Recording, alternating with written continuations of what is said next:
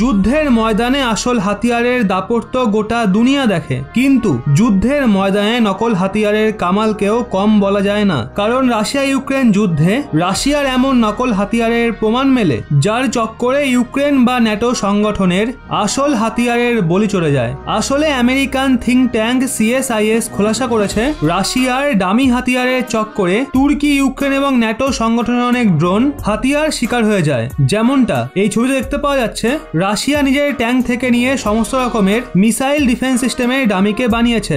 American think tank CSIS এর report অনুযায়ী 40 থেকে 50 হাজারের খরচায় রাশিয়া এমন দামি হাতিয়ারকে সহজেই বানিয়ে নেয়, যার পর যুদ্ধের ময়দানে শত্রুদের ফাঁসানোর জন্য রাশিয়া এমন দামি হাতিয়ারগুলো মোতায়েন করে। এক্ষেত্রে দাবি করা হচ্ছে রাশিয়ার এমনই নকল হাতিয়ারকে নিশানা বানানোর চক্করে তুর্কির অনেক ড্রোন ইউক্রেনে রাশিয়ার নিশানা হয়ে যায়। আমেরিকার তথ্য অনুসন্ধানকারীরা সাবধান করেছে রাশিয়া নিজের নকল হাতিয়ারের ব্যবহার যুদ্ধের ময়দানে শত্রুদের নিজের জালে ফাঁসানোর জন্য করছে। আর কোথাও না কোথাও রাশিয়ার এমন জালে ফেসেই ন্যাটো সংগঠনের থেকে পাওয়া হাতিয়ারগুলোকে ইউক্রেনের সেনারা যুদ্ধের ময়দানে ভারী মাত্রায় হারিয়ে ফেলেছে।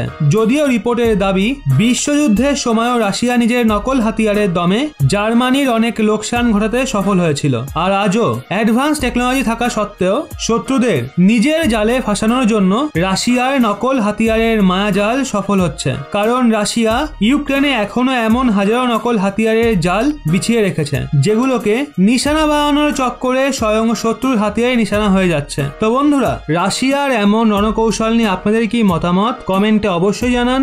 ভারতে আমেরিকার 10,800 কোটি টাকার বিনিয়োগ সম্বন্ধে জানতে ডান দিকের ভিডিও এবং ভারতের হাইপারলুপ প্রজেক্টের সম্বন্ধে জানতে বাদিকের ভিডিও ক্লিক করুন।